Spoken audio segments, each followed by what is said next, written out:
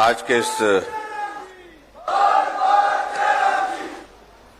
बहुत ही गरिमामय कार्यक्रम में जो हिमाचल प्रदेश के अस्तित्व के यानी कि हिमाचल प्रदेश के गठन के 75 वर्षों के बाद हम यहां अर्की विधानसभा क्षेत्र में मना रहे हैं।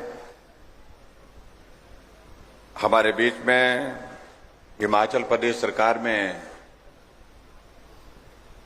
माननीय स्वास्थ्य मंत्री डॉक्टर राजीव सैजल जी, हमारे बीच में माननीय विधायक श्री परमजीत सिंह पम्मी जी, पूर्व विधायक श्री गोविंद शर्मा जी, पूर्व विधायक श्री के.एल. ठाकुर जी, पार्टी के हमारे प्रदेश के उपाध्यक्ष भाई रतनपाल सिंह जी, जिला परिषद के चेयरमैन रमेश ठाकुर जी, जिला के अध्यक्ष श्री आशुतोष वैद्य जी,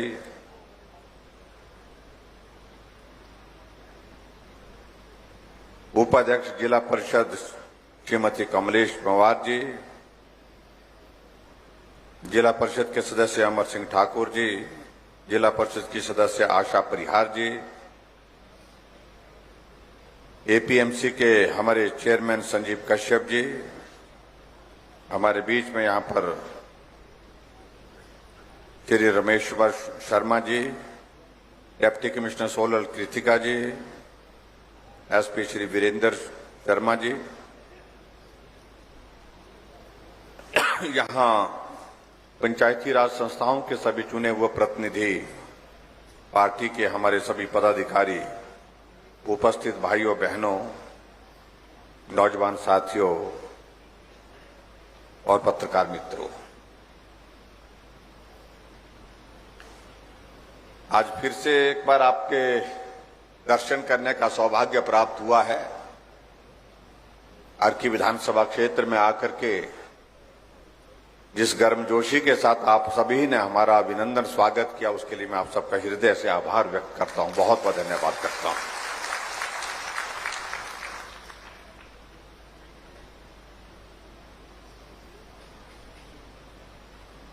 यहां आकर के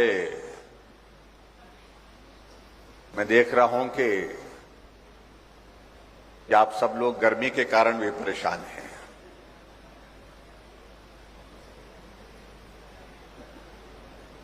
कल तक बारिश होती रही, बारिश के कारण परेशान थे। आज मौसम साफ हो गया तो गर्मी के कारण परेशान है। ये मानवीय स्वभाव है जो सदैव सुख की तलाश करता रहता है। मुझसे पहले हमारे साथियों ने बातों का जिक्र किया अर्की विधानसभा क्षेत्र का, हिमाचल प्रदेश का, हिमाचल प्रदेश की सरकार का।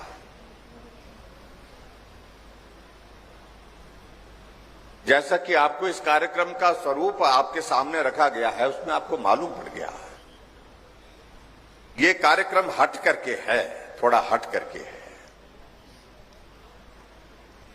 हट करके इसलिए है क्योंकि पूरा देश जब अमृत महोत्सव मना रहा है आजादी का, आजादी के 75 वर्ष बीतने के बाद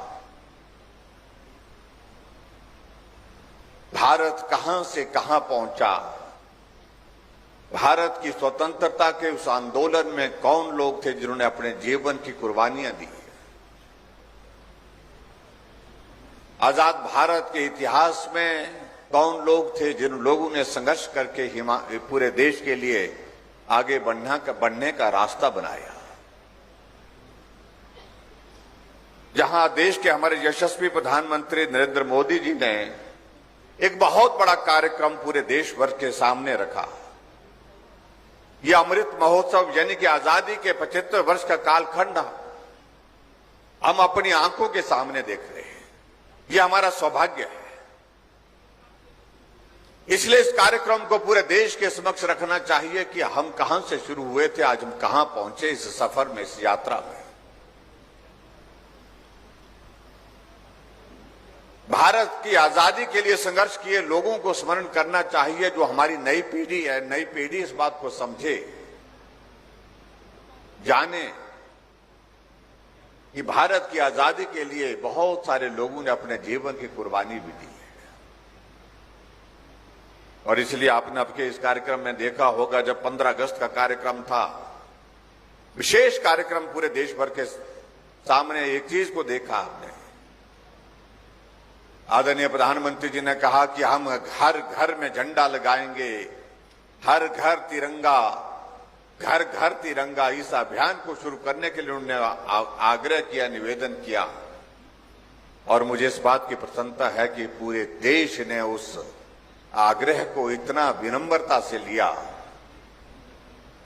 आज भी मैं यहां शिमला से होकर के यहां आपके इस कार्यक्रम तक पहुंच रहा था, जहां भी घर में मेरी नजर जा रही थी, चाहे वो चाय का छोटा सा टी स्टॉल है, चाहे वो छोटा सा ढाबा है, चाहे वो किसी मैकेनिक की वर्कशॉप है, चाहे किसी का घर है, चाहे किसी का सरकारी कार्यालय, कोई सरकारी कार्यालय है, हर घर में तिरंगा लगा हुआ है, हर घर में तिरंगा झंडा लहरा रहा है।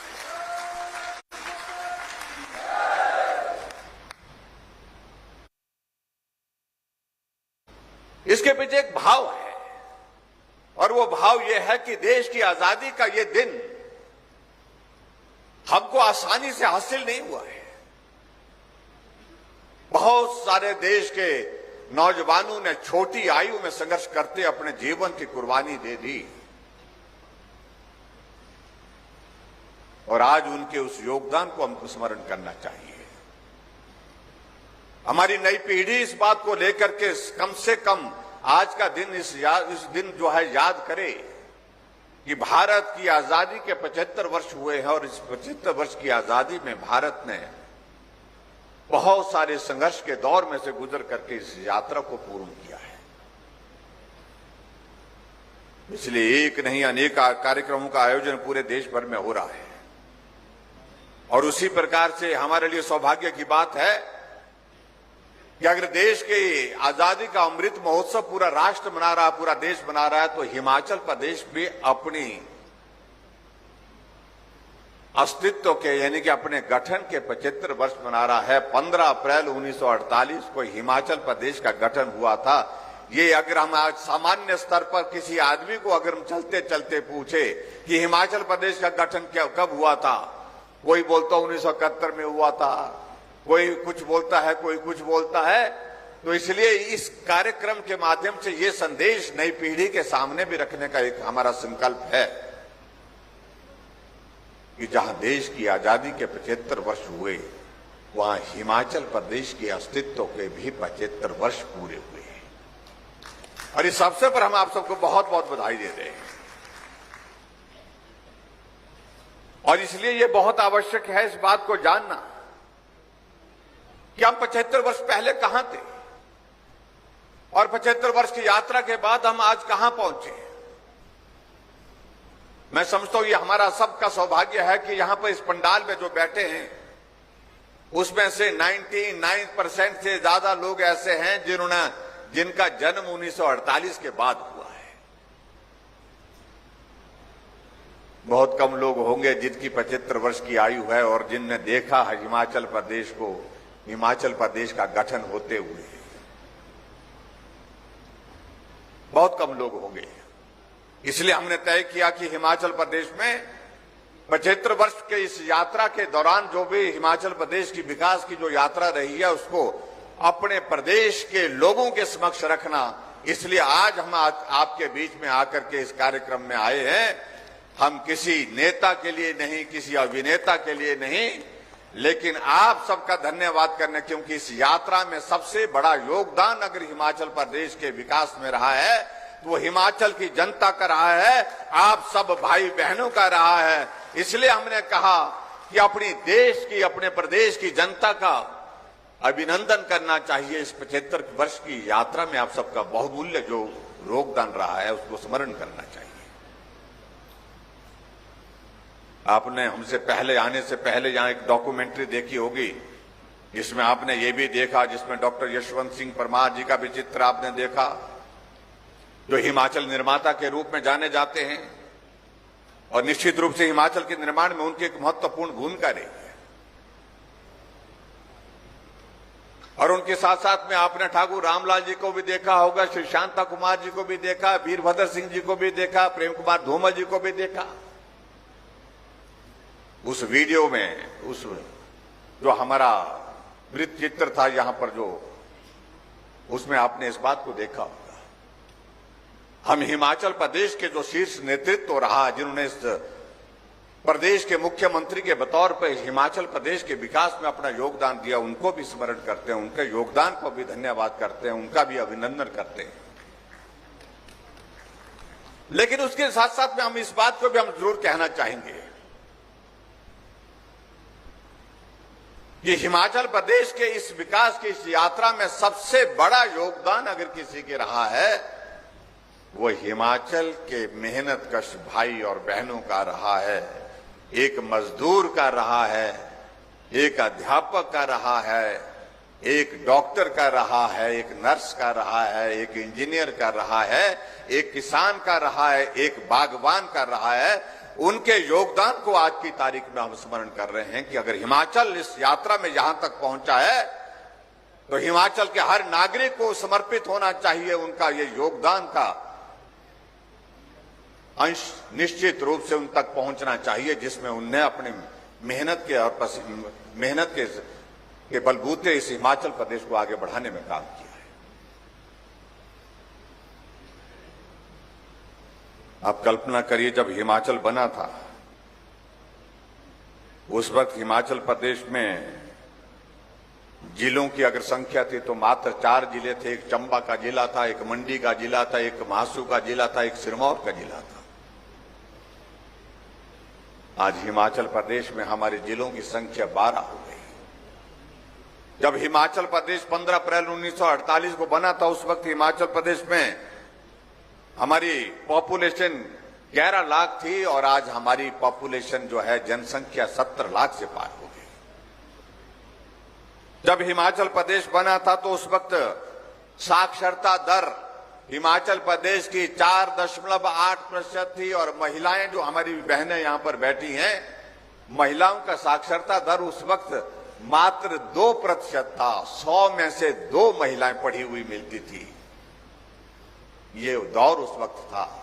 लेकिन आज हिमाचल प्रदेश में हमारा साक्षरता दर जो है 83-84% से भी आगे। और आज की तारीख में देखो, ये तो 2011 की सेंसस के बेस पर है। अगर आज की तारीख में अगर देखें तो हमारा हिमाचल प्रदेश साक्षरता दर में पूरे देश में नंबर 1 है, सबसे आगे है, केरल से भी आगे है, कह सकता। इसलिए हमारे लिए गर्व का विषय है, इसको हमको समझना और समझाना चाहिए।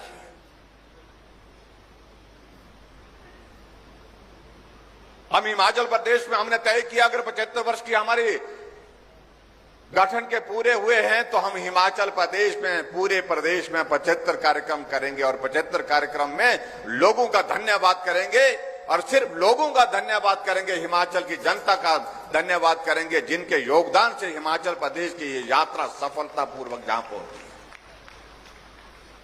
कुछ लोग कहने लगे कि मुख्यमंत्री जी जा रहे हैं, बड़े बड़े शामियाने लगा रहे हैं, बड़े बड़े हैंगर लगा रहे हैं, बड़े बड़े कार्यक्रम कर रहे हैं, बसें लगा रहे हैं।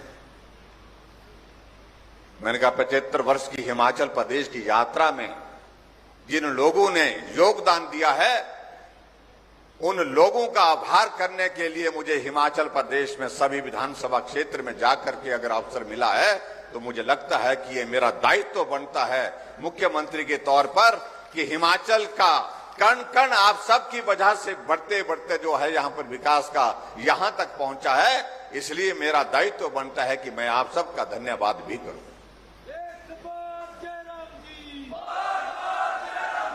आप कल्पना करिए, जब हिमाचल प्रदेश का गठन हुआ था उस वक्त हिमाचल प्रदेश में 288 किलोमीटर सड़क थी, 288 किलोमीटर रोड। और आज आप देखिए हिमाचल प्रदेश में हमारी सड़कों की लंबाई 39,500 किलोमीटर है। 39,500 के लगभग दिसंबर के महीने में हम हिमाचल प्रदेश में 40,000 किलोमीटर के उस आंकड़े से हम पार होने वाले हैं। लेकिन मैं ये भी कहना चाहता हूं कि अगर हिमाचल प्रदेश में अगर 39,500 किलोमीटर सड़क बनी, इसमें सबसे बड़ा योगदान किसी व्यक्ति को जाता है तो क्या आप कह सकते हैं किसको जाता है? मुझे नहीं लगता है कि आप कह पाएंगे। अगर ये योगदान अगर जाता है 39,500 सड़कों को बनाने का, सबसे बड़ा योगदान जाता है हमारे देश के पूर्व में प्रधानमंत्री रहे श्री अटल बिहारी वाजपेयी जी को। उनको योगदान इसलिए जाता है कि 39,500 में से 20,000 किलोमीटर से ज्यादा सड़कें प्रधानमंत्री ग्राम सड़क योजना के माध्यम से बनी, जो योजना आदरणीय अटल बिहारी वाजपेयी जी ने शुरू की जब वो प्रधानमंत्री थे। मुझे अच्छी तरह से याद है, अटल जी बहुत भावुक थे और उन्होंने अपनी बात में इस बात का जिक्र किया था उस वक्त जब जिस दिन इस योजना की शुरुआत की कि मैं पूरे देश भर में घूमता हूं, लोगों से मिलता हूं, शहरों में भी जाता हूं, गांव में भी जाता हूं। शहर विकसित हो गए, सड़कें बड़ी बन गई, खुली सड़कें, चौड़ी सड़कें हो गई, सड़कें पक्की बन गई। 1-1 करोड़ रुपए की गाड़ियां उस पर चल रही है। लेकिन मैं जब गांव में जाता हूं, नजर पड़ती है मेरे गांव के उन भाई और बहनों पर, तो गांव के लोग अभी भी पहाड़ पर चढ़ते हुए पीठ का बोझ नहीं उतार पाए। हम सरकारें बना रहे हैं वर्षों से, सरकारें चला रहे हैं वर्षों से, लेकिन मेरे गांव के भाई और बहनों का पीठ का बोझ को उतारना, मैं समझता हूं ये मेरी पीठ पर बोझ है। इसलिए प्रदेश के पास अगर पैसा नहीं है, मैं केंद्र से योजना शुरू कर रहा हूं, प्रधानमंत्री ग्राम सड़क योजना, और 60,000 करोड़ रुपए पूरे देश के ग्रामीण क्षेत्रों के लिए सड़कें बढ़ाने के लिए मैं दे रहा हूं। आप कल्पना करिए कितनी संवेदनशीलता थी उनके, भावुक होकर के इस संबोधन में होगी। गांव के लोगों की पीठ का बोझ नहीं उतरा, और ये तब तक के लिए संभव नहीं है, तब तक नहीं उतर पाएगा जब तक हम केंद्र से पैसा प्रदेश को नहीं दे पाएंगे सड़कें बढ़ाने के लिए। और इसलिए उन्होंने योजना शुरू की, प्रधानमंत्री ग्राम सड़क योजना। 60,000 करोड़ रुपए की लागत से उस योजना को शुरू किया, और आज हम देख रहे हैं कि गांव में हर जगह, हर मोड़ पर फट्टा लगा है, प्रधानमंत्री PMGSY। इस सड़क का निर्माण PMGSY के अंतर्गत हुआ है। आज मैं मुझे वो इस बात की लेकर प्रसन्नता है कि हम गांव में जाते हैं, गांव में दो चीजें याद रहती है। सड़क का एप्लीकेशन देते हैं, सड़क बनाइए हमारे लिए, लेकिन साथ में कहते हैं महिलाएं बोलती हैं, पुरुष बोलते हैं, या तो हमारी सड़क को PMGSY में डालो या तो उसको नाबार्ड में डालो। क्यों बोलते हैं? क्योंकि उनको मालूम है कि सड़क का निर्माण में बहुत सारा पैसा लगेगा, और इस पैसे के लिए प्रावधान करने के लिए सबसे सरल तरीका है PMGSY या नाबार्ड। इस तरह से बात करते हैं। गांव का आदमी, गांव में कम पढ़ा लिखा आदमी, वो भी PMGSY की बात करता है।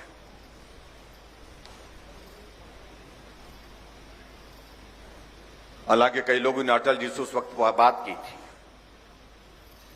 इस योजना को आपके नाम से शुरू करना चाहिए। इस योजना के माध्यम से पूरे दुनिया में, पूरे देश भर में एक रेवोल्यूशन आ जाएगा।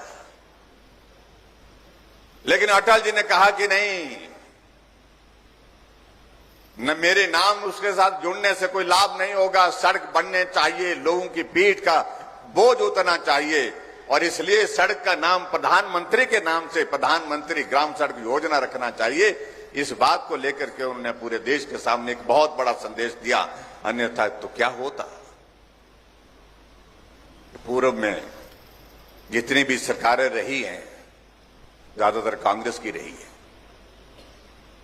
जितनी भी योजना है पूरे खानदान के नाम पर। कोई योजना योजना का आप जिक्र करें, किसी भी योजना का आप जिक्र करें, अटल जी ने कहा कि जब तक मैं हूं तब तक के लिए मेरे नाम से कोई योजना ना चलाई जाए। ये बहुत कम लोग बोलते हैं, बहुत कम लोग करते हैं। ये अंतर है जिसे समझने और समझाने की आवश्यकता है। भाई और बहनों, आगे बढ़कर के मैं अगर बात कहूं कि आपके यहां सोलन जिला की अगर मैं बात करूं, सोलन जिला की अगर हम बात कहें उस दौर में, आज मुझे इस बात की भी खुशी है कि आपके अर्की विधानसभा क्षेत्र में हम आए हैं। हमने एक साथ यहां पर सामने शिलान्यास और उद्घाटन किए हैं, 7 उद्घाटन किए हैं और 14 शिलान्यास किए हैं। कुल 21 कार्यक्रम, 21 योजनाओं का शिलान्यास और उद्घाटन आज हुए हैं। और जिन योजनाओं पर हम आपके इस विधानसभा क्षेत्र में 53 करोड़ 70 लाख रुपए खर्च करने जा रहे हैं, इसके लिए भी मैं आप सबको बहुत बहुत बधाई देता हूं।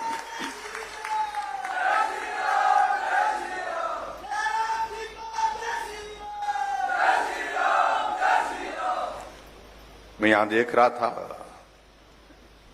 अर्की विधानसभा क्षेत्र का पूरा थोड़ा एक जिक्र यहां पर आया 1972 यानी कि 71 में जब हमको स्टेटहुड का दर्जा मिला था, तो उस वक्त जो है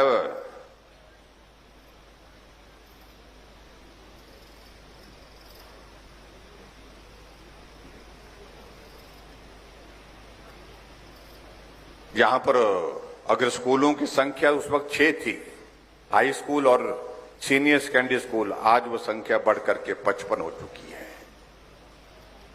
और उस वक्त यहां इस विधानसभा क्षेत्र में शायद कॉलेज कोई नहीं था। अब यहां पर इस विधानसभा क्षेत्र में कॉलेजों की संख्या भी 3 हो गई है, 4 हो गई जो जानकारी दी गई। सड़कों के विस्तार में भी मैं देख रहा हूं कि बहुत बड़ी गति हुई है। उन सारे आंकड़ों में जाएंगे तो हम उसमें बहुत सारा वक्त लगेगा। मैं इन सारी चीजों को छोड़ देता हूं। यहां आपके इस विधानसभा क्षेत्र में हर तरह से विकास हुआ है। भाई और बहनों, मैं साथ साथ में एक बात और भी कहने के लिए आपके बीच में यहां आया हूं। आप सबके आशीर्वाद से हिमाचल प्रदेश में हमारी सरकार का 5.25 वर्ष का कार्यकाल पूरा हुआ है। आप सबका सहयोग मिला, साथ मिला। मैं इस सारी बात में बहुत ज्यादा नहीं जाता हूं कि इस विधानसभा क्षेत्र में कौन विधायक हैं, किस पार्टी के हैं, मैं उस बात में जाना ही नहीं चाहता हूं। ये लोकतंत्र है, हमें स्वीकार करना होता। हमने अपना पक्ष रखने की कोशिश की आपके सामने, लेकिन उसके बावजूद जनता ने जो फैसला देना है उस फैसले को हमने स्वीकार किया। लेकिन एक बात का जिक्र यहां पर हो रहा था कि अर्की विधानसभा क्षेत्र में हमने यहां आकर के 14 विभिन्न योजनाओं का हमने जिक्र किया था, घोषणाएं की थी, और 14 में से 13 घोषणाएं जो है वो पूरी हो गई, मात्र 1 रहती। अगर हमारे मन में इस तरह का भाव होता कि मैं अर्की में जाकर के काम ही नहीं करूंगा, यहां हमारा विधायक नहीं, हमारी पार्टी का, तो मैं समझता हूं कि यहां के इस क्षेत्र के विकास के साथ बहुत बड़ा अन्याय होता। लोगों की समस्याओं के समाधान की दृष्टि से हिमाचल में हमारी जब सरकार है, हमको सबको एक होकर के देखना है। अपने इस भाव के साथ सारा प्रदेश एकजुट होकर के आगे बढ़ना चाहिए। हमारी सरकार हिमाचल प्रदेश में कौन साथ है, कौन नहीं है, कितना कौन साथ जोर से मजबूत होकर चलता है, कौन कमजोर होकर चलता है, इन सारी बातों पर हमने सोचना छोड़ दिया। और इसलिए पहले दिन से हमने शुरुआत की कि हट करके काम करना चाहिए, कुछ अलग सोच करके काम करना चाहिए। और जिसका हम जिक्र करते हैं, हम आजकल कह रहे हैं कि रिवाज बदलने की बात कह रही है, तो हमारे कुछ मित्रों को बहुत परेशानी हो रही है। ये रिवाज बदलना तो रिवाज तो बदलना चाहिए, अगर गलत रिवाज है तो बदलना चाहिए। और मैं ये कहना चाहूं कि हमने पहले दिन से रिवाज बदलने की शुरुआत की है, आज नहीं। आप याद करो, जब हिमाचल प्रदेश में हमारी सरकार बनी 27 दिसंबर 2017 को तो हमने पहला कैबिनेट का फैसला जो आमतौर पर जो पहले लिए जाते थे उस तरह से नहीं लिया। क्या लिए जाते थे फैसले? बदले की भावना से पूर्व सरकार की इन योजनाओं को रद्द करने की घोषणा, पूर्व सरकार की कुछ एक योजनाओं में जांच के आदेश होते थे, कुछ मामले किसी व्यक्ति के विशेष के खिलाफ दर्ज करने के आदेश होते थे, ये होता था। और ये और वर्षों से हो रहा था हिमाचल प्रदेश में, क्योंकि 25 वर्षों से मैं भी हिमाचल प्रदेश की विधानसभा के अंदर हूं।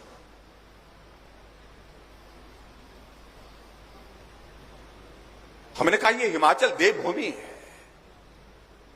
और देवभूमि हिमाचल प्रदेश में इस संस्कृति को बंद करना चाहिए, बदले की भावना से काम करने की संस्कृति को रोकना चाहिए। इसलिए हमने पहली कैबिनेट के फैसले में हमने कभी नहीं लिया, हमने निर्णय लिया कि हम बदले की भावना से काम नहीं करेंगे। जो रिवाज बना है उस रिवाज से हट करके हम काम करेंगे। रिवाज बदलने की शुरुआत हमने पहली कैबिनेट की बैठक से शुरू की है। इसलिए कोई ऐसा बोले कि आज शुरू किया, ऐसा नहीं है।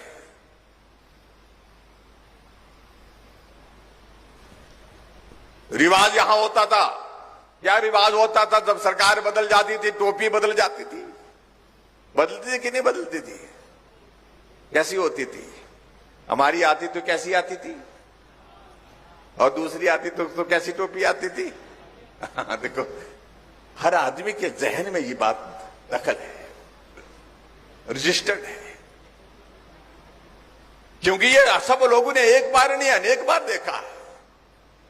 हमने कहा ये टोपी तो भाई सबकी है, ये हिमाचल की टोपी है, लाल भी हमारी हिमाचल की, हरी भी हिमाचल की, कुल्लू की भी हिमाचल की, सिरमौर की भी टोपी हिमाचल की। ये हमारी हिमाचल की पहचान है, हिमाचल की शान है। और जिस टोपी को हम सिर पर धारण करते हैं, मैंने कहा कि ये राजनीति के साथ नहीं जोड़ना चाहिए। इसलिए हमने कहा कि हिमाचल की टोपी सबकी टोपी और हिमाचल की शान है, हिमाचल की पहचान है, इसको राजनीति के साथ नहीं जोड़ना चाहिए। इसलिए हमने आज इस बात को देखा होगा, हरी वाला भी आता है, लाल वाला भी आता है, कहीं किसी बात को लेकर के। और हम भी कभी लाल पहनते हैं, कभी हरी पहनते हैं, कभी नहीं मिलती है तो नहीं पहनते हैं। अब यहां गर्मी है तो नहीं पहनी है। तो रिवाज बदलने की अगर बात करें, हमने पहले दिन से शुरुआत की, छोटी छोटी बातों को लेकर के हमने काम की शुरुआत की। हमने बदले की भावना की बजाय हमने पहली कैबिनेट का पहला निर्णय यह लिया कि हिमाचल प्रदेश के बुजुर्गों का सम्मान जो है आज के इस युग में कम होता जा रहा है, हम इसकी शुरुआत करेंगे। जिनकी कृपा से, जिनके आशीर्वाद से हमने इस दुनिया को देखा है, दुनिया को समझा है, दुनिया को सीखा है, उनके प्रति हमारा सम्मान होना चाहिए। जो कांग्रेस के लोग, हमारे विपक्ष के लोग कहते थे, जब पेंशन की बात आती थी, वो कहते थे जब 80 साल हो जाएगी तो पेंशन लगाएंगे। हमने कहा 80 नहीं, 70 साल के ऊपर सभी बुजुर्गों का पेंशन का प्रावधान पहली कैबिनेट की बैठक में हमने किया। और अभी बजट में, अब के इस बजट में हमने तय किया कि 70 नहीं, 60 साल के ऊपर सभी बुजुर्गों को पेंशन का प्रावधान हिमाचल प्रदेश में होगा। जो हमसे पूछते इस बात को लेकर के कि जयराम ठाकुर ने क्या किया, कुछ नहीं किया। वो 4 लाख लोगों को पेंशन देते थे, जयराम ठाकुर 7 लाख लोगों को आज पेंशन हिमाचल प्रदेश में देते। वो 400 करोड़ रुपए खर्च करते थे, वो 400 करोड़ खर्च करते थे, हम 1300 करोड़ रुपए पेंशन पर खर्च कर रहे हैं, हिमाचल प्रदेश के उन बुजुर्गों की सेवा कर रहे हैं। कुछ नेताओं को बहुत ऐसा कहने का एक ये हो गया, क्योंकि वो बड़े परिवार के लोग हैं और उनको छोटी उम्र में ही वो सारी बातें दिमाग में इस प्रकार से चढ़ गई है। मैं किसी के बारे में कुछ नहीं कहना चाहता हूं। जितने भी हिमाचल में वरिष्ठ नेता रहे, मेरा सबके प्रति सम्मान है, लेकिन इसका अभिप्राय ये नहीं है कि कोई बहुत लंबे समय तक रहे वो बहुत बड़ा हो गया। मुख्यमंत्री सिर्फ मुख्यमंत्री होता है, ना बड़ा होता ना छोटा होता है, वो जनता का प्रतिनिधि है। और कुछ लोग इस तरह के भाषण देने लग जाते हैं, जब हम रिवाज बदलने की बात कहते हैं तो बहुत परेशान होते और कहने लगते हैं कि रिवाज तो राजा साहब ने बदल पाए, बोलते हैं। बड़े बड़े लोग हिमाचल प्रदेश में इसको, सत्ता को, सरकार को फिर से नहीं बना पाए, तो जयराम तो किस खेत की बोली है, बोलते हैं। मैंने कहा भाई हम तो बहुत छोटे से खेत की छोटी सी मूली है। मैं उनके शब्दों में नहीं जाना चाहता हूं, लेकिन उन लोगों के, उन नेताओं की सोच पर जाने की आवश्यकता है। सोच क्या हो गई? और मैं ये कहना चाहता हूं कि बड़ा आदमी सारी समस्याओं का समाधान करता, ये जरूरी नहीं। कई बार छोटा आदमी भी बड़े आदमी से बेहतर काम करता है।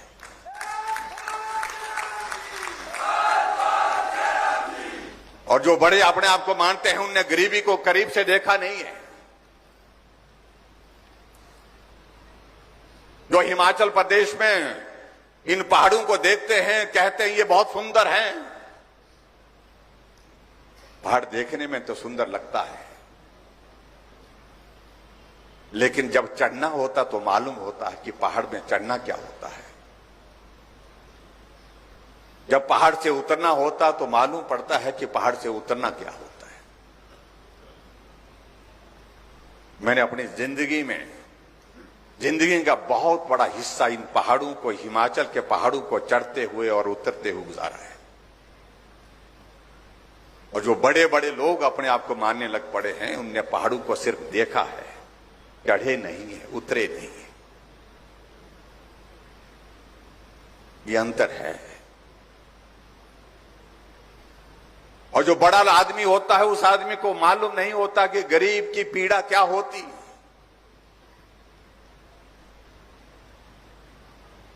लेकिन मैं इस बात को मानता हूं कि मैं एक गरीब परिवार का होने के कारण मुझे उस दौर में से गुजरने का अवसर मिला है।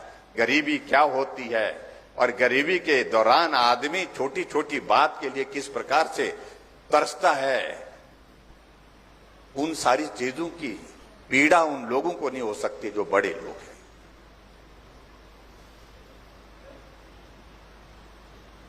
एक आदमी बीमार होता है, बीमारी किसी को पूछ करके नहीं आती। इलाज को करने के लिए पैसा नहीं है, घर जमीन गिरवी हो जाता है कई बार।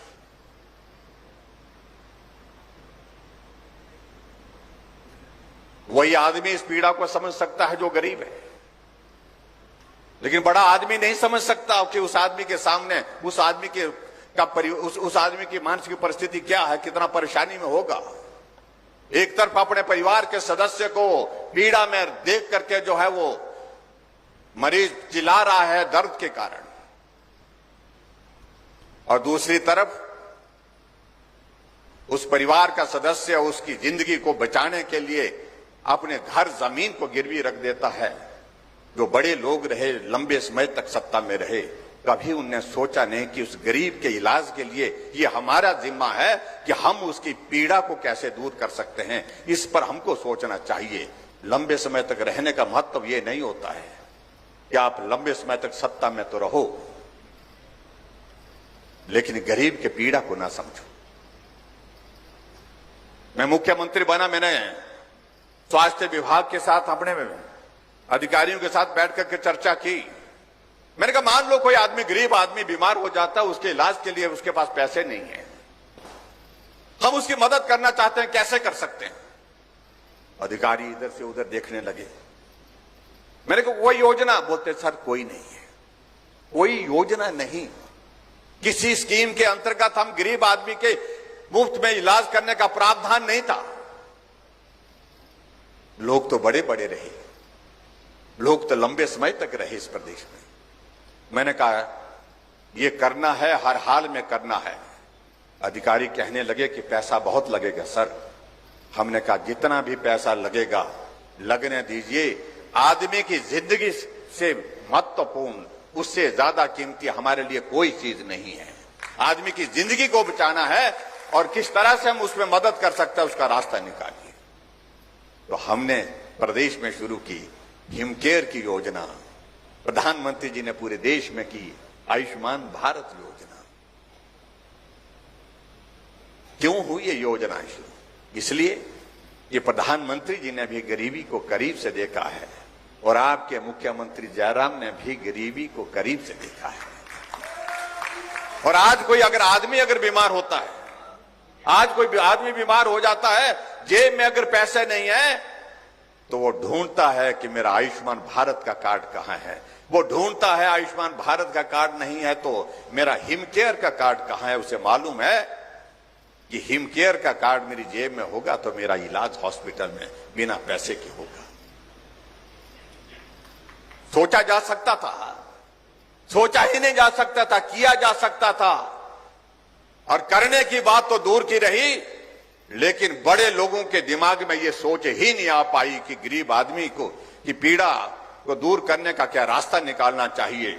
इसलिए मैं इन सारी बातों को मैंने कहा कि बड़े होंगे तो अपनी जगह होंगे।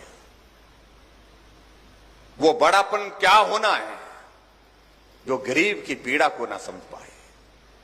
वो लंबा समय तक सत्ता में रहने का कोई मतलब नहीं है जो गरीब के करीब रह करके उसके भाव को नहीं समझ सके, उसके दर्द को नहीं समझ सके, उसका कोई अर्थ नहीं, कोई मतलब नहीं।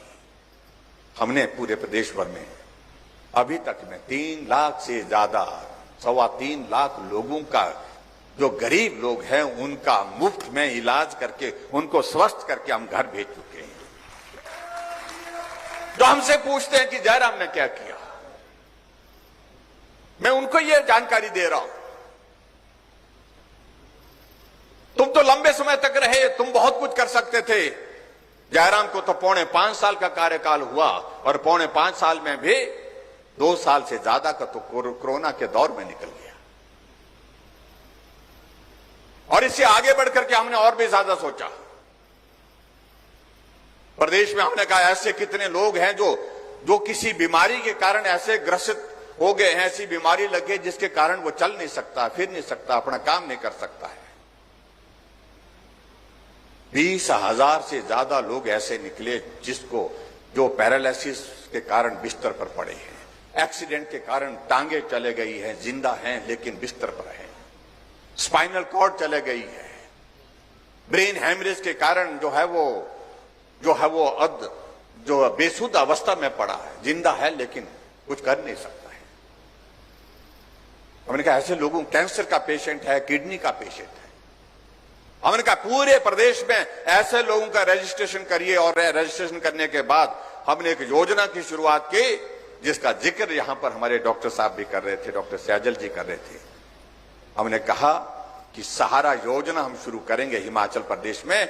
जितने भी ऐसे लोग हैं जो बिस्तर पर हैं, जिंदा हैं, अपना काम नहीं कर सकते हैं, जिंदगी भर बिस्तर पर जब तक हैं वो बिस्तर से उठ नहीं सकते हैं किसी के सहारे के बिना, उनके लिए सहारा योजना शुरू की। हर महीने हम 3,000 रुपए उन गरीब लोगों के खाते में डाल करके मदद करते हैं। अभी कुछ दिन पहले एक कार्यक्रम था, उस कार्यक्रम में मैं पीटरहॉफ में एक महिला से मिलने का मुझे अवसर मिला। कांगड़ा जिला की एक महिला, उसका एक बच्चा हुआ,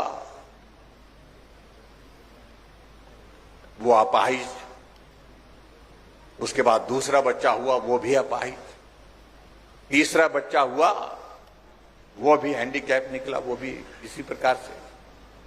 और उसके पति ने उसको छोड़ करके वो कहीं और चला गया और पत्नी को छोड़ दिया गया। किसी आंगनबाड़ी की वर्कर ने उनके घर में जाकर के कहा कि एक सरकार ने एक योजना शुरू की है, सहारा योजना, आपके ये तीनों बच्चे उसमें कवर हो सकते हैं। उसने फार्म लाया, तीनों का फार्म भरा और उन तीनों को जो है हमने सहारा योजना के अंतर्गत कवर किया। तीनों बच्चों को 3-3 हजार रुपए मिल रहा है, 9,000 रुपए उसको मिल रहा है। और वो उनकी मां मुझसे मिलने के लिए आई। पता नहीं, बोलते मेरी बच्चों की सारी जिंदगी ऐसे गुजरेगी, लेकिन आपने जिस प्रकार से ये पुण्य का कार्य किया, 9,000 रुपये आता है, उस 9,000 रुपये से मैं उनके लिए खाने की व्यवस्था करती हूँ, उन 9,000 रुपये से मैं उनको कपड़ों की व्यवस्था करती हूँ, उन 9,000 रुपये से अपना खर्चा भी चलाती हूँ, क्योंकि मैं उनको छोड़ कर नहीं जा सकती हूँ, मुझे लगातार उनके पास ही रहना पड़ता है। अगर ये योजना इस तरह से शुरू नहीं होती तो ना मैं होती ना मेरे बच्चे होते, यानी कि मैं विवश हो जाती इस दुनिया से जाने के लिए। ये भाव व्यक्त किए उस महिला ने।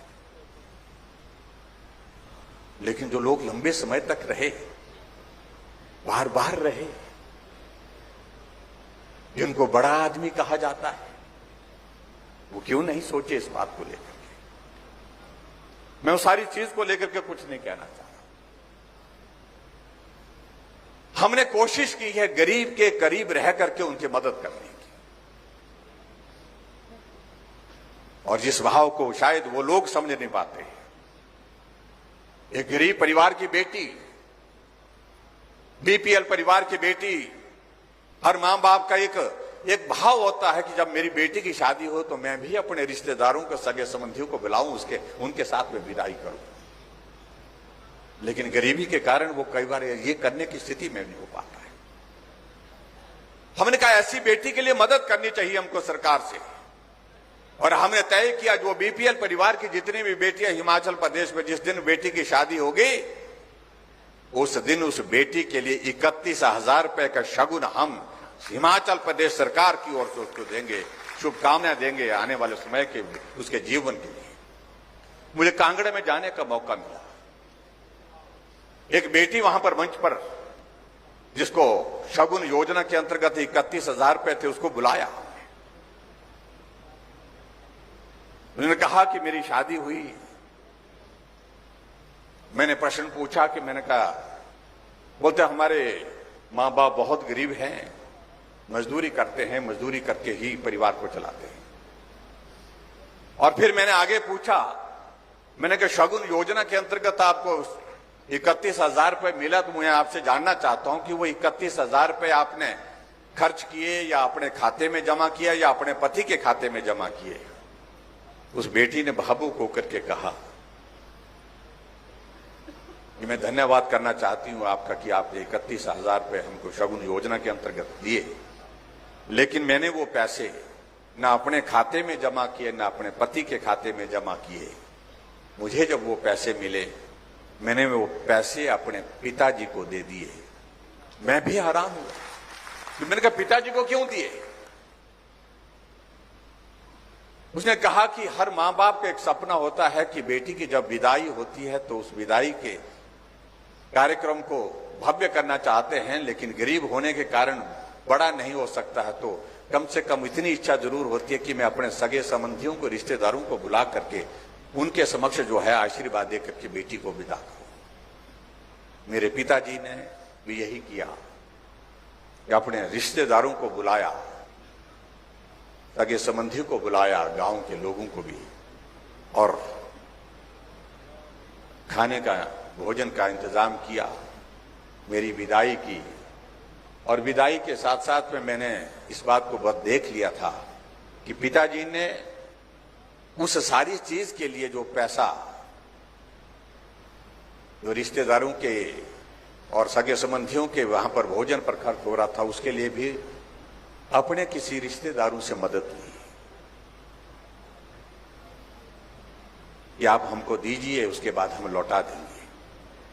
मुझे लगा कि मेरे लिए ये बहुत बोझ रहेगा कि मैं तो चले जाऊंगी दूसरे घर, लेकिन मेरे पिताजी मेरी विदाई का खर्च के लिए जो लोगों से पैसा लिए उसको किस्तों में चुकाते रहेंगे। इसलिए जो 31,000 रुपये आए, तो मैंने वो 31,000 रुपये अपने पिताजी के हाथों में दिए। जो आपने लोगों से ऋण लिया है उसको इससे ही चुकता करने की कोशिश करिए। आप कल्पना करिए कि बेटी का भाव पिता के लिए क्या हो सकता है। पिता भी सामने खड़े थे और मैं देख रहा था जिस तरह से उस बेटी ने अपनी भावनाओं को वहां पर व्यक्त किया, तो सारा पंडाल की आंखों में आंसू। एक बेटी इस प्रकार से अपने पिता के लिए कर सकती, यहां तक सोच सकती। हमने इस तरह से भावनाओं के साथ इस प्रदेश को आगे बढ़ाने का प्रयत्न किया। पूर्व में सरकारें रही, सारे सरकारें दन दना करके चलती रही, लेकिन भावनाओं से नहीं जुड़ पाए, क्योंकि वो बड़े लोग थे। बड़े लोग छोटे लोगों की भावनाओं को नहीं समझ पाए। हम छोटे लोग हैं, हमने छोटे लोगों के साथ अपनी भावनाओं को साझा करने की कोशिश की। ये अंतर है। इसलिए भाई और बहनों, बहुत सारी बातों का हम जिक्र करें। हमने एक उज्ज्वला योजना प्रधानमंत्री जी ने शुरू की पूरे देश के लिए, और प्रधानमंत्री जी की उज्ज्वला योजना को हमने कहा कि हिमाचल में बहुत सारे परिवार छूट गए। ये गैस का चूल्हा हर आदमी के घर में पहुंचना चाहिए। एक गरीब बहन, हमारी एक गरीब मां देखती है कि मेरे पड़ोस में गैस का चूल्हा आ गया, काश मेरे घर में भी होता, लेकिन अपनी भावना को व्यक्त नहीं कर पाती थी। हमने कहा, जब उज्ज्वला योजना के अंतर्गत हमने गैस के चूल्हे बांटने शुरू किए तो कुछ महिलाएं हमसे मिली कि हम उसमें उज्ज्वला योजना के अंतर्गत कवर नहीं हो पा रहे हैं, हमारे लिए भी गैस का कुछ इंतजाम, गैस का चूल्हा होना चाहिए, गरीब लोगों के लिए भी सोचना चाहिए आपको। एक महिला ने तो थोड़ा ऐसे जरा थोड़ा ज्यादा जोश से ही बोल दिया, हम गरीब लोगों की कोई नहीं सुनता बोलते हैं, हम लोगों के गरीब लोगों के लिए कोई नहीं करता बोलते हैं, ये गैस का चूल्हा अमीर लोगों के लिए। मैंने कहा अमीर के लिए नहीं है, मोदी जी ने गरीब लोगों को भी दे। बोलता हमको तो नहीं मिला। अब उसका भाव जितना था, वो जिस तरह से अपने गांव की भाषा में अपनी बात कह सकती तो उसने क्या डाली, लेकिन दिल को छू गई बात। मुझे लगा कि इनकी जो भावना है उनका सम्मान होना चाहिए। मैंने अधिकारियों को बुलाया, मैंने कहा क्या हम जो बाकी जो गरीब परिवार बचे हैं उनके लिए गैस का इंतजाम कर सकते हैं? कहा साहब बहुत पैसा लगेगा। हमने कहा पैसा लगेगा, लेकिन इस सुविधा को देना है, पर्यावरण भी ठीक रहेगा, उनका स्वास्थ्य भी ठीक रहेगा। हमने कहा कि शुरुआत करते हैं, जिसका जिक्र यहां पर डॉक्टर राजीव सहजल जी ने किया। हमने उस योजना का नाम ही इस प्रकार से रखा, गृहिणी सुविधा योजना। गृहिणी का अभिप्राय है जिसका हर घर ऋणी है, उसको गृहिणी कहते हैं। और यहां जो मेरे सामने जो माताएं बहनी बैठी हैं, तो आप सबके लिए उस योजना को शुरू किया। और मुझे इस बात की खुशी है कि पूरे देश में हिमाचल पहला प्रदेश है जहां हर घर में गैस का चूल्हा पहुंचाया। गरीब से गरीब परिवार में भी गैस का चूल्हा पहुंचा करके हम सफल हुए। 3,34,000 से ज्यादा गैस के चूल्हे घर घर में हिमाचल प्रदेश में, जो लंबे समय तक सत्ता में रहे, जिनको बड़ा बड़ा कहा जाता है, बड़े बड़े नेता कहा जाता है, उन्होंने कभी सोचा इस बात को लेकर के कि गरीब महिला, गांव की गरीब उस बेटी के, बहन के घर में, उस माता के घर में गैस का चूल्हा पहुंचाने के लिए हम काम करें? सोचा होता तो करते, सोच ही नहीं आई, क्योंकि इसलिए नहीं आई कि वो बड़े थे। गैस का चूल्हा हमारे घर में ही होना चाहिए।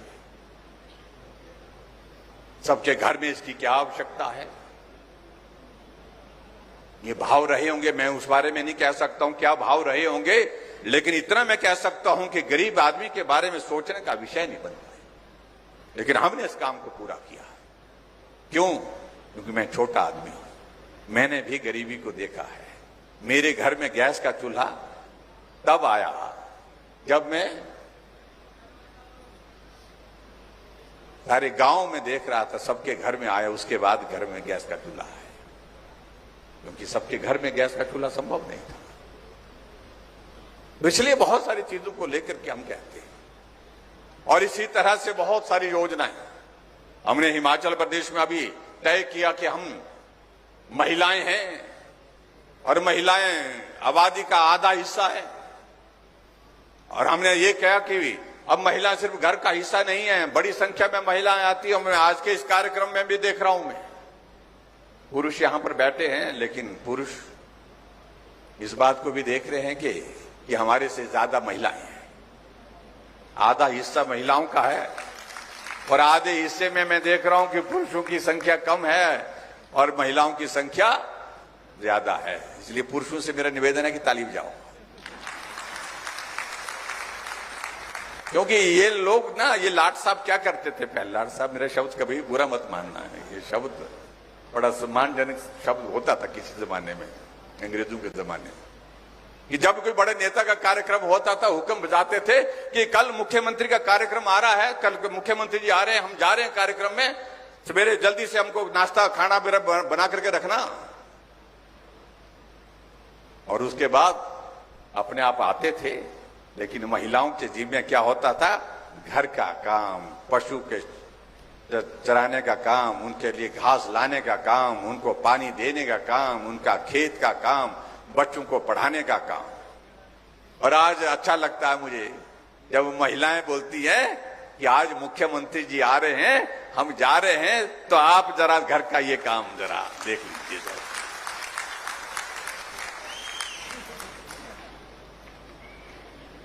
और फिर यहां से फिर मैसेज भी कर देती है, हम थोड़ा देर हो रही है, शाम का खाना भी बना करके रख लेना, व्हाट्सएप मैसेज कर देती हैं।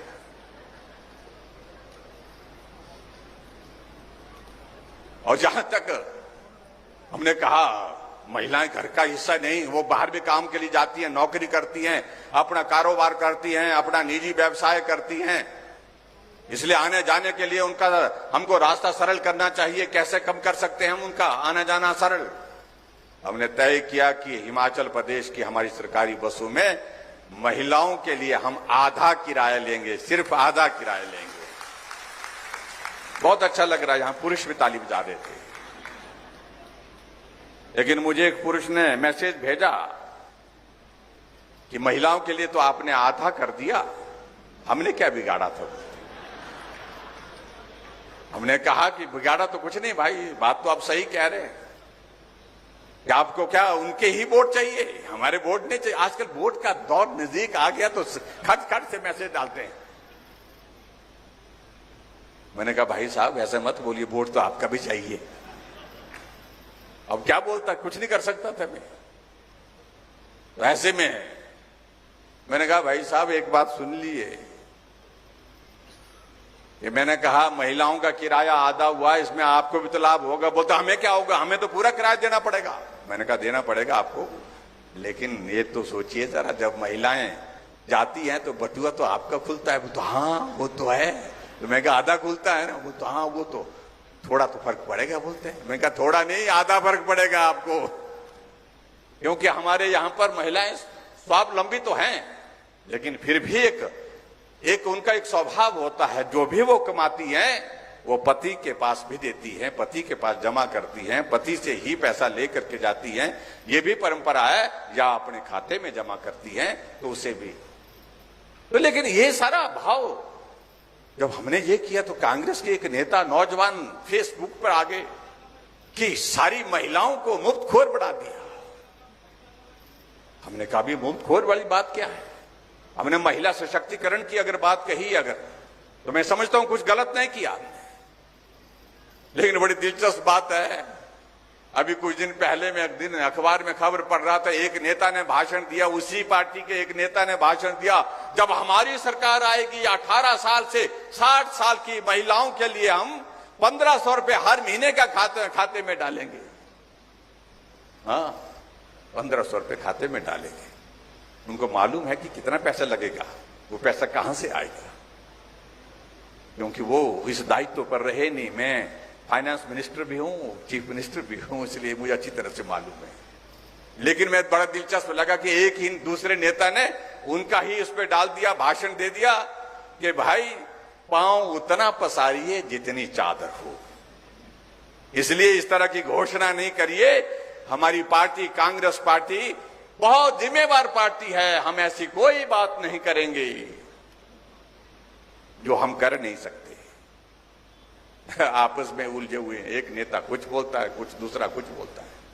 खैर मुझे उसमें नहीं जाना है, लेकिन ये सारी कहानियां कई बार कहनी पड़ रही है आप लोगों के सामने, जो बातें हैं। इसी तरह से भाई और बहनों में आगे बढ़कर के अगर बात कहूं, हिमाचल प्रदेश ऊर्जा राज्य के रूप में जाना जाता है। हम बिजली पैदा करते हैं, पंजाब को बेचते हैं, हरियाणा को बेचते हैं, दिल्ली को बेचते हैं, राजस्थान को बेचते हैं। नेशनल ग्रिड में हमारा बिजली जाती है और उसी हिमाचल को आय होती है। हम 11,000 मेगावाट से ज्यादा बिजली पैदा करके हिमाचल पावर सरप्लस स्टेट है। लेकिन हम पावर सरप्लस होने के बावजूद हमने हिमाचल प्रदेश के लोगों के लिए क्या उसमें योगदान दिया। हमने तय किया, मैंने कहा गरीब आदमी कितना पैसा, कितना बल्ब जलाता है, कितना यूनिट बिजली खर्च करता है। रिपोर्ट मांगी तो अधिकारियों ने कहा कि अगर छोटा परिवार है जिसके घर में 2-3 बल्ब जलते हैं तो उसका तो 60 यूनिट तक होता है। अगर जिसके पास परिवार बड़ा है, ज्यादा बड़ा घर है, जिसके 7-8 कमरे हैं, 7-8 कमरे में बिजली चलती है, 7-8 बल्ब चलते हैं, तो उसका 100 यूनिट तक जाता है। तो हमने कहा कि अगर ऐसे लोगों की हमको ये करना हो तो मदद करनी हो, तो कहा जी साहब बहुत पैसा लगेगा, ऐसा मत सोचिए। हमने कहा कि हम उन गरीब लोगों के लिए, मध्यम वर्गीय लोगों के लिए मदद करना चाहते हैं जो हिमाचल प्रदेश में 5 बल्ब, 6 बल्ब, 4 बल्ब अपने घर में जलाते हैं, 100 यूनिट, 120 यूनिट ऐसे खर्च करते हैं। तो हमने तय किया कि हिमाचल प्रदेश में हम सभी 125 यूनिट जो है सभी हिमाचल वासियों को जीरो बिल पर देंगे, बिना पैसे के देंगे हर घर में। इस बात को लेकर के हमने आग्रह किया कि जीरो बिल आएगा जो 125 यूनिट से कम खर्च करेगा। और आपने देखा भी होगा जुलाई महीने का बिल आया बिल ना, बिल आया, लेकिन कितना आया? जीरो बिल आया। लंबे समय तक कुछ लोग रहे, बार बार कुछ लोग रहे, लेकिन ऐसे वर्ग के लिए नहीं सोच पाए। 15 लाख लोग हिमाचल पर, 15 लाख परिवार ऐसे हैं हिमाचल प्रदेश में जो 125 यूनिट से कम खर्च करते हैं। और हिमाचल प्रदेश में हमारे यहां पर क्या होता था, चाहे लट्टू एक लगा हो तो भी 55 रुपए हर महीने का देना पड़ता था बिजली का किराया, क्योंकि 15 रुपए मीटर के फिक्स चार्जेस होते थे और 40 रुपए सर्विस चार्जेस के आते थे। लट्टू जले चाहे लट्टू ना जले, मीटर घूमे चाहे ना घूमे, 55 रुपए हर महीने के देने ही पड़ते थे, उस गरीब आदमी को भी देने पड़ते थे। हमने कहा ये सारी चीजें बंद और 125 यूनिट तक हिमाचल प्रदेश में जीरो बिल देंगे, ना मीटर का ना सर्विस चार्जेस के। ये जिम्मेवारी हमने हिमाचल प्रदेश सरकार ने अपने ऊपर ली। तो हमें कहा कि मुफ्तखोर बना दिया। और अब वही लोग बोल रहे हैं कि हम 300 यूनिट बिजली के फ्री देंगे। अरे हम तो 125 यूनिट देना शुरू कर चुके हैं। हमने 50% जो है महिलाओं का किराया माफ कर दिया। वो कह रहे कि हम जब आएंगे कहां से? जब आने देंगे तो ना, जब आने ही नहीं देंगे तो आएंगे कहां से? हम आएंगे। क्यों आएंगे, कैसे आएंगे, क्यों आने देंगे? प्रश्न है ना। अरे पूरे देश भर में कहीं आने जाने के लायक नहीं रहे तुम। उत्तर प्रदेश में चुनाव हुआ, उत्तर प्रदेश के चुनाव में 400 सीटें, 2 सीटें जीती और 367 सीटों पर जमानत जब्त हुई वहां पर से। यह स्थिति उस पार्टी की जो पार्टी देश में लंबे समय तक सत्ता में रही, उस पार्टी की। यह हमारी आपकी वजह से नहीं हुई, उनकी अपने करतूतों की वजह से, अपने कारनामों की वजह से, अपने कर्मों की वजह से परिस्थिति हुई। और आज हमारे लिए खुशी है कि हमारे देश के यशस्वी प्रधानमंत्री नरेंद्र भाई मोदी जी के नेतृत्व में देश आगे बढ़ रहा है। और नरेंद्र भाई मोदी जी ऐसे नेता जो हिमाचल को अपना घर मानते हैं, जो शिमला पहुंचते हैं तो माल रोड पर पैदल चलने के लिए निकल पड़ते हैं। आज से पहले भी प्रधानमंत्री कुछ आए और सो करके चले गए। ये अंतर है। और भाई और बहनों, हमारे लिए हिमाचल देवभूमि के लिए ये सौभाग्य की बात है कि ऐसा मजबूत नेतृत्व भारत को मिला। संकट कोविड का था, बड़ा संकट था, लेकिन उसके बावजूद चट्टान की तरह लोग खड़े हुए। जो मोदी जी ने कहा लोगों ने माना। डॉक्टर और साइंटिस्ट ने कहा कि इस कोविड से बचने का कोई दवाई नहीं है, सिर्फ वैक्सीन अगर बन जाएगी तो जीवन बच सकता है। मोदी जी ने सबको बुलाया, कहा कि बनाओ, क्यों नहीं बना रहे हो, जल्दी बनाओ, जो मदद चाहिए वो मदद देंगे। मदद दी गई और साइंटिस्ट ने वैक्सीन बना करके तैयार की और वैक्सीन का ट्रायल कंप्लीट हुआ। ट्रायल कंप्लीट होने के बाद, टेक्निकल ट्रायल होने के बाद जब वैक्सीन लगाने के लिए आह्वान किया, आदरणीय प्रधानमंत्री जी ने देश के लोगों के सामने कहा कि बिना पैसे के वैक्सीन दे रहा हूं, मेरे लिए आप सबकी जिंदगी सबसे कीमती है, इसलिए कीमत नहीं लेंगे, हम बिना पैसे के आपको वैक्सीन उपलब्ध करा रहे हैं, आप सबसे मेरा निवेदन है कि आप वैक्सीन लगाइए।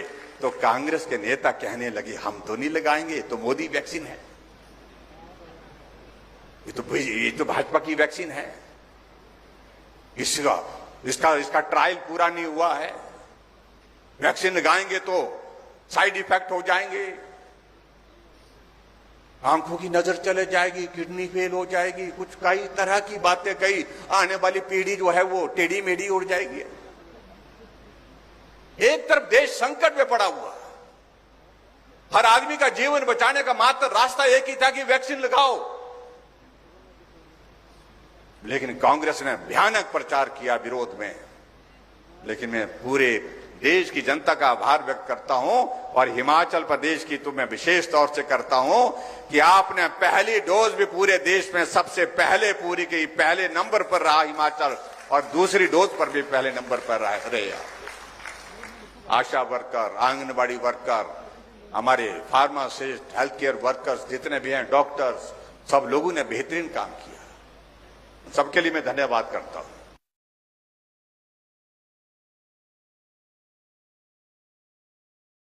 मास्क लगा करके,